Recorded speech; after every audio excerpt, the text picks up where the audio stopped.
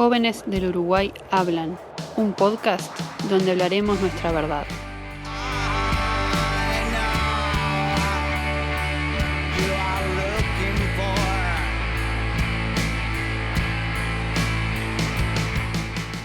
En este episodio de Jóvenes del Uruguay hablan, vamos a estar hablando del tema abuso psicológico, específicamente abuso psicológico en relaciones de pareja. Para poder saber más de la temática, consulté directamente a la psicóloga Carolina Dal Orso. Ella respondió algunas preguntas al respecto y vamos a escuchar sus respuestas.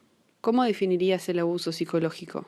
La definición de la RAE dice que el abuso emocional consiste en engañar o perjudicar a alguien que por inexperiencia, afecto o descuido le ha dado crédito. Abusar psicológica o emocionalmente de alguien es manipular, maltratar, descalificar la validación, autoestima o amor propio de la otra persona.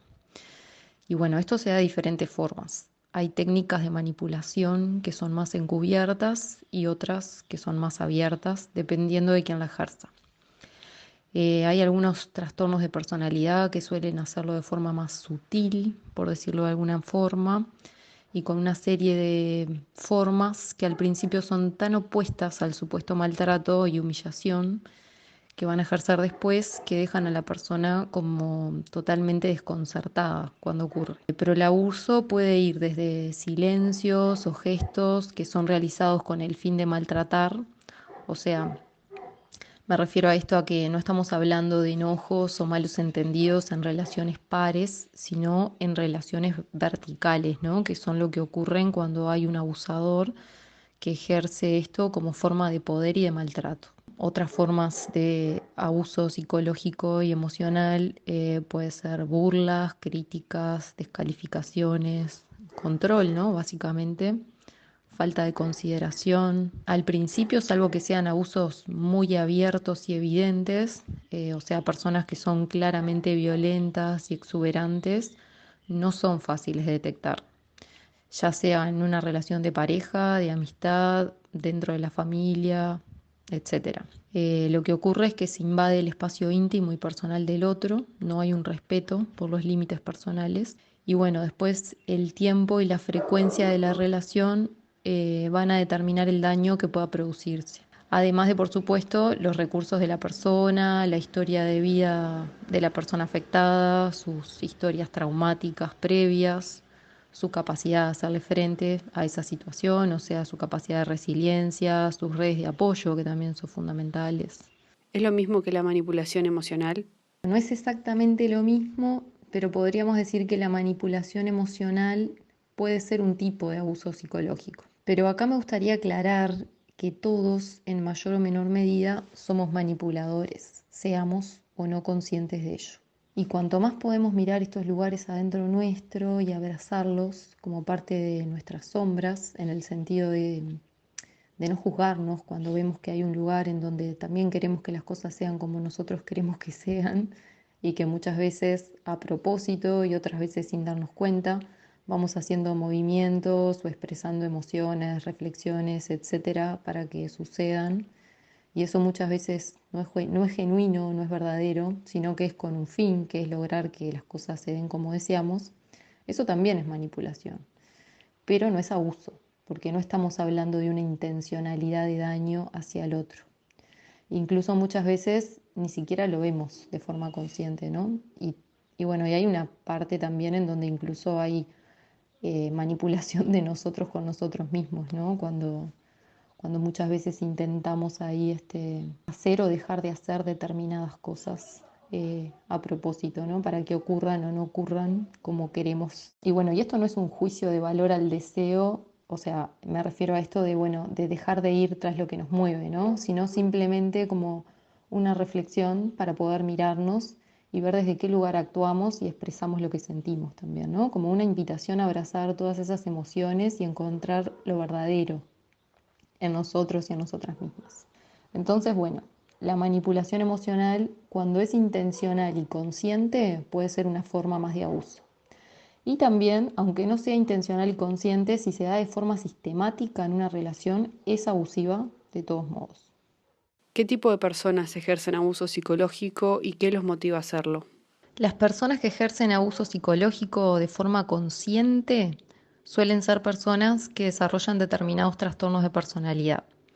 En general, trastornos de personalidad narcisista, también algunas personas con trastorno límite de la personalidad, aunque no es lo más habitual, cuando el diagnóstico es puro de trastorno límite de personalidad, salvo algún caso muy grave.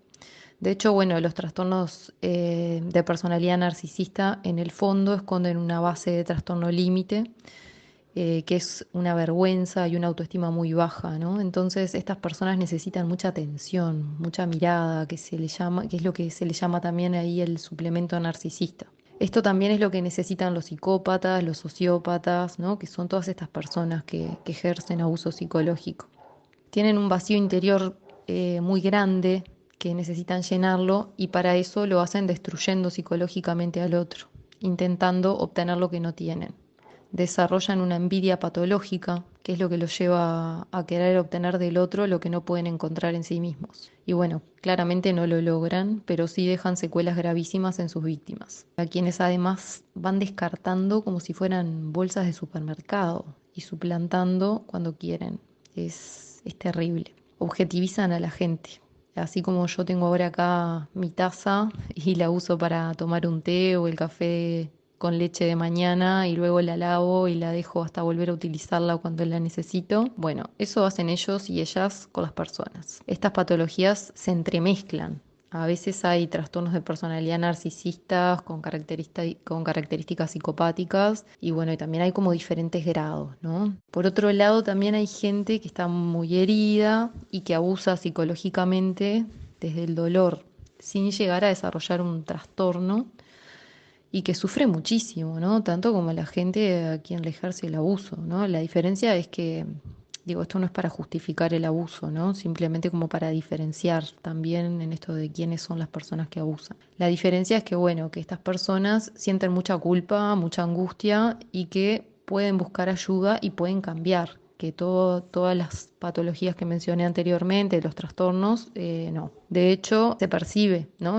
Que la persona realmente está angustiada, se percibe la culpa a nivel sensorial, ¿no? En esto de, bueno, de cuando estamos con el otro, porque en los trastornos de personalidad la manipulación es tan grande que también, ¿no? Un trastorno de personalidad narcisista, un psicópata, también se puede poner a llorar y no lo hacen mucho porque les cuesta un montón, pero en un intento de desesperación pueden llorar o hasta decir que sienten culpa o lo que sea, bueno, o hasta hacer el intento de empezar un proceso psicoterapéutico, que en general no lo hacen. Pero bueno, estas personas que realmente sienten culpa y quieren cambiar, nada, pueden hacerlo, ¿no? Realmente. Esa es la diferencia.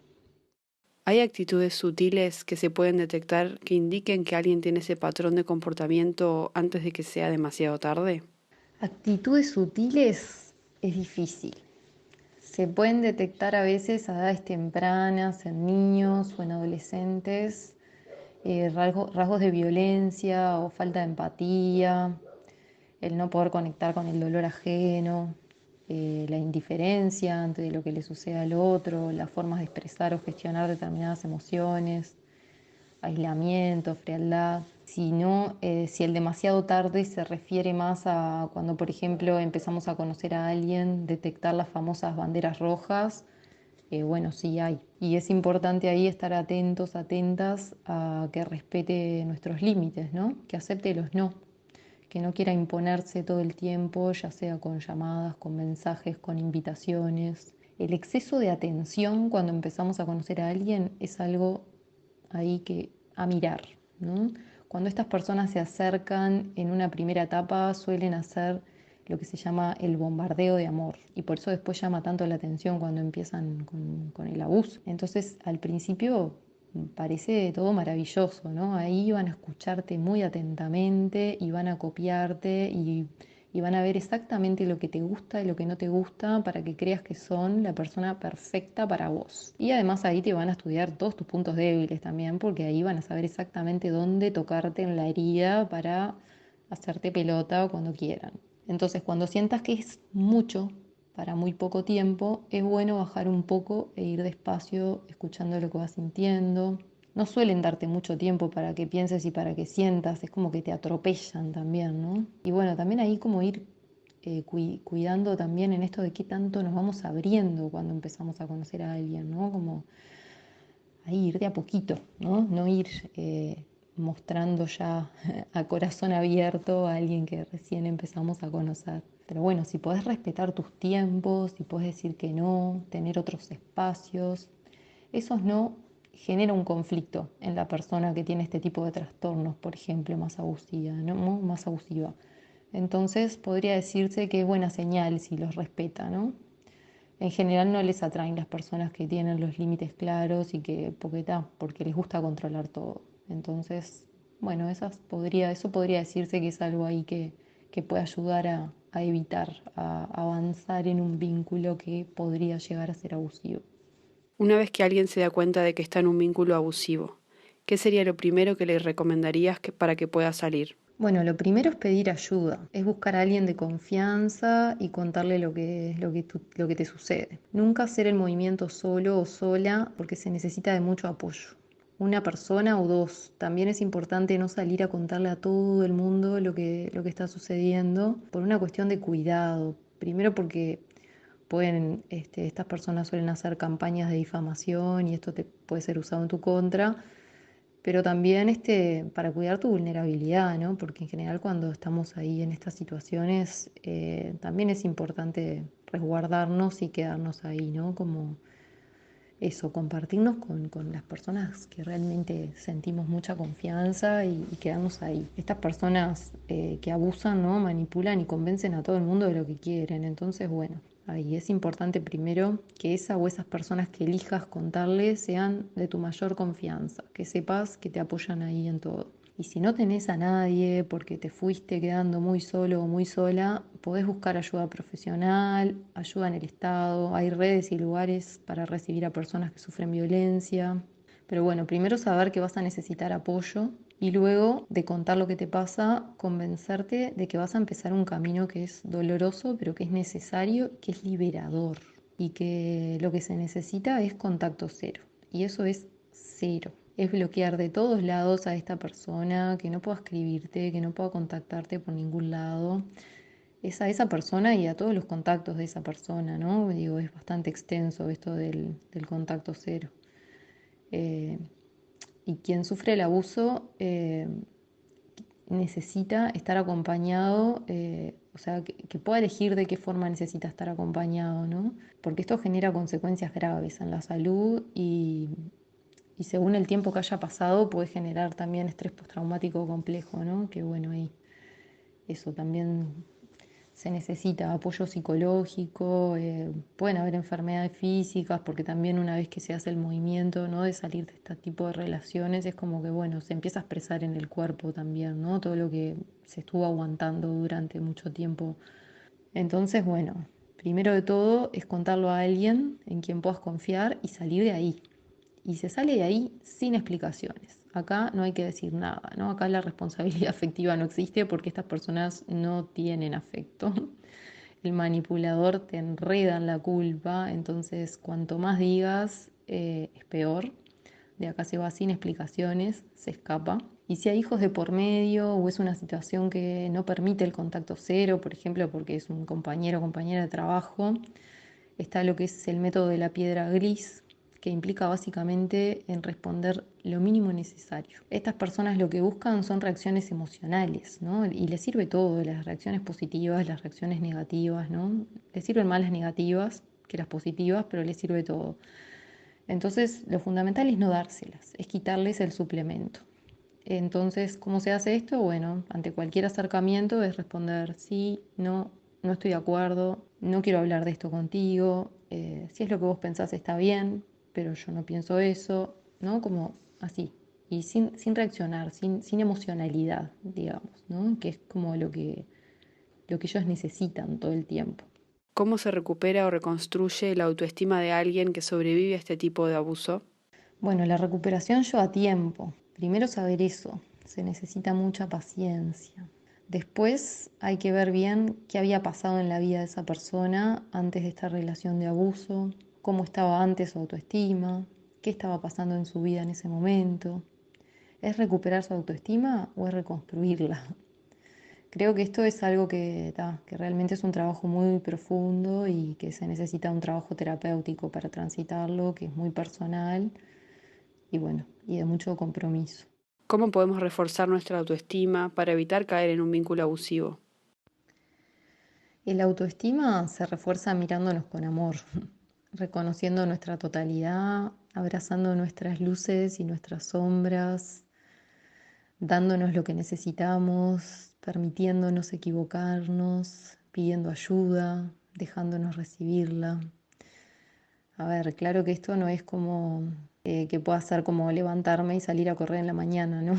Que requiere un proceso de introspección profundo que necesitamos también hacerlo en relación con alguien que nos mire y nos acompañe a mirarnos. Alimentamos el autoestima haciendo actividades que nos nutren el alma, pero sobre todo abriéndonos a experimentar y sentir adentro nuestro todo lo que somos. Cuando encontramos toda la belleza y el amor que hay adentro, cuando podemos abrazar a nuestro niño, nuestra niña interior y cuidarlo, sí, puede tambalearnos el autoestima ante determinadas circunstancias de la vida, porque siempre nos pasan cosas y las heridas están ahí para ser iluminadas, nada más.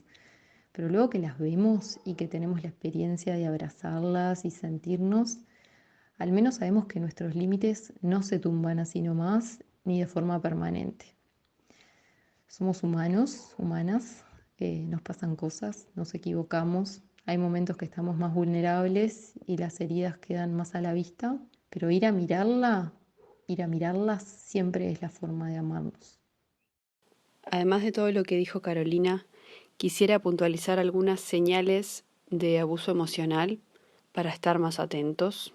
Una persona que causa conflictos durante las fiestas o en festividades como cumpleaños, por ejemplo, para hacerte sentir miserable o permanecer en control. Una persona que minimice tus emociones diciendo que sos demasiado sensible o que sos débil. Una persona que refuerza los roles de género o las expectativas sociales con la intención de avergonzarte o castigarte. Una persona que se burle de tus intereses, de tu trabajo, tus amistades, etc., o desvalorice las cosas que a vos te diferencian de esa persona, o sea, aquello que te hace único o única. A continuación, voy a leer algunos testimonios de personas que vivieron situaciones de abuso psicológico en sus relaciones de pareja. Estos testimonios fueron escritos para preservar la identidad de las personas que compartieron sus experiencias. ¿Qué te hizo darte cuenta de que estabas en una relación abusiva? La primera mujer tuvo una relación abusiva entre los 34 y 36 años y dijo: no lo identifiqué como abusivo. Sí veía, sentía y pensaba que estaba en un lugar que nada que ver a lo que creía. Luego identifiqué que estaban mal varias cosas que pasaban, pero el cuerpo no me reaccionaba. Recuerdo pensar, me tengo que ir, o no quiero estar acá, y no poder moverme. 2 meses o un poco más antes de separarnos, empezó a comunicarse conmigo de forma intermitente, hasta que 2 semanas antes directamente no me hablaba. Cortó la dinámica que teníamos y yo le preguntaba qué pasaba y él me decía nada. Lloraba desconsolada sola. Sabía que algo no estaba bien. A una semana de mudarme sola, primera vez y entusiasmada, me dijo que no entendía por qué me mudaba sola, y yo medio que vivía con él y que no me veía en su casa. Ese día le dejé la llave y me fui. Luego de eso, 1 mes más dando vueltas. Y al mes empecé terapia, porque entendía que algo me dolía más de la cuenta, y pude nombrar el abuso y la violencia psicológica. Fue duro ver la cantidad de sutilezas que se sumaban y eran abuso. Vivía la vida de él, daba talleres y los tenía copados por sus amigos y amigas. Hacía todo con él, su familia, sus amistades. Vivía prácticamente en su casa y me tiraba bombazos de amor y luego me cuestionaba cosas, o me marcaba cosas que hacía mal o reducía mis intereses. Él mismo me llegó a decir que hacía favores para que le deban.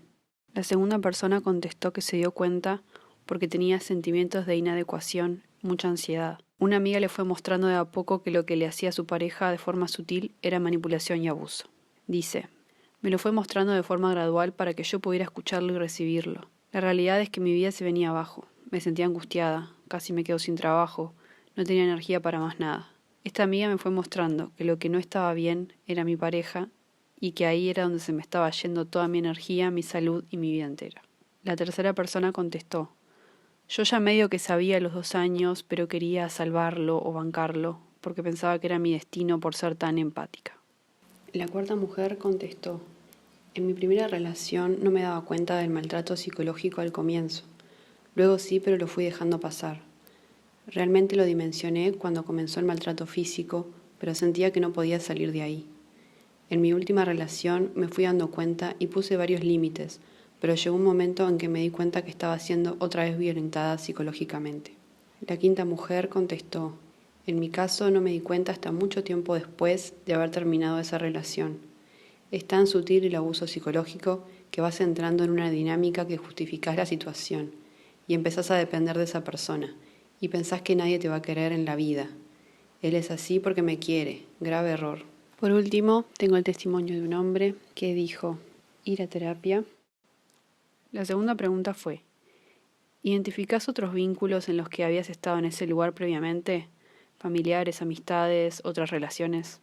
La primera persona dice: con terapia llegué a raíces muy profundas y grandes, sobre todo familiar. Algunas amistades, pero pocas que al día de hoy ya no están conmigo. Fue fuerte ver en el mundo familiar esta dinámica. La segunda persona dice: no, solo me pasó con parejas. Había estado en una anterior a esa justito antes. Terminé y a las 2 semanas ya me enganché con esta. Es importante hacer bien los duelos, especialmente estos duelos traumáticos, antes de ir a engancharnos con alguien más, dice. Y luego reconocí que había estado en otra relación así, con un tipo que salí cuando tenía 20 años, o sea, hacía más de 15 años atrás. La tercera persona dijo: sí, con mi madre. La cuarta persona contestó: sí, me pasó principalmente en relaciones amorosas o que no llegaron a ser.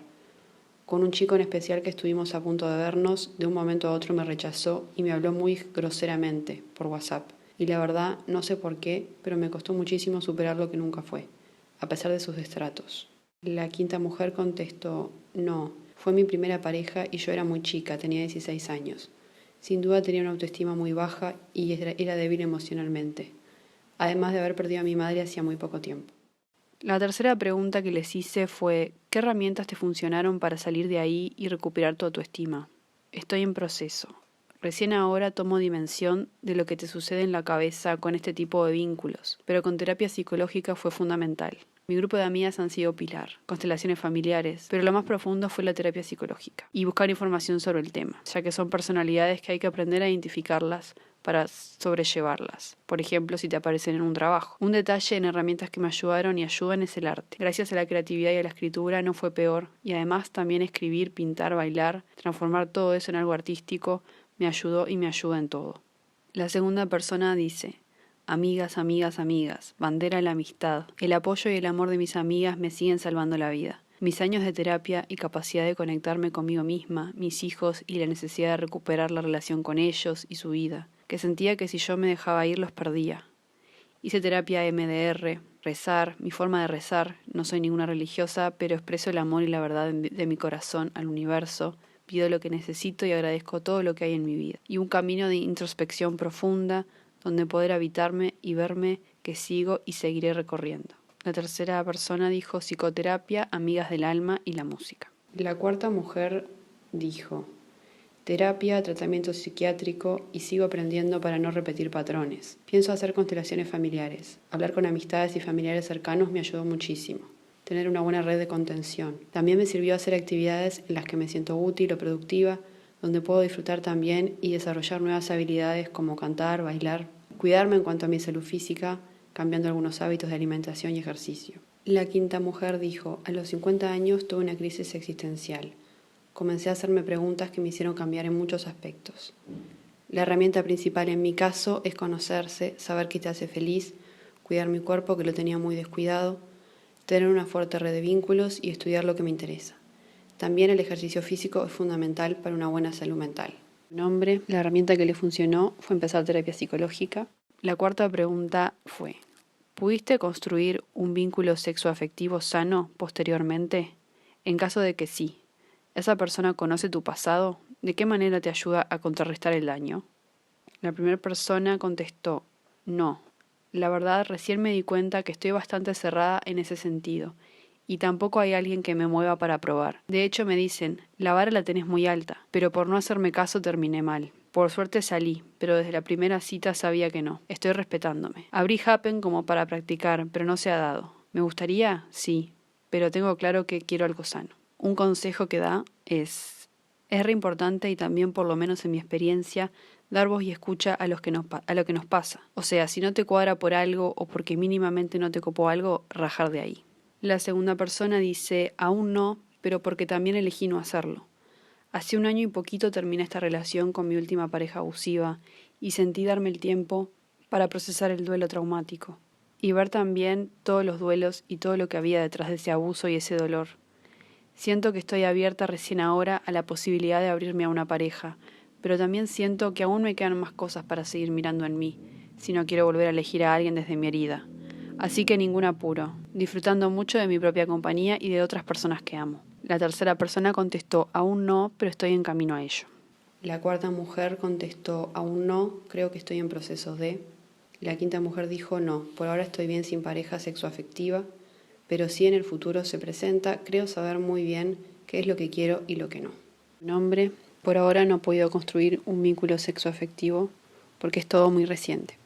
A partir de las respuestas de la psicóloga Carolina y los testimonios recolectados, quiero hacer una breve reflexión final, que es no permanecer en un vínculo con alguien por su potencial como persona o por lo que podría llegar a ser esa relación, porque quien es de cierta manera no va a cambiar por el deseo que uno tenga y no hay que adaptarse a algo que nos hace mal. Espero que te haya gustado este episodio. Si te gustaría participar en el próximo episodio o en futuros episodios, puedes seguirme en Instagram, @flaururuguay, donde en historias voy a ir compartiendo futuros temas y buscando voluntarios. Gracias por escuchar.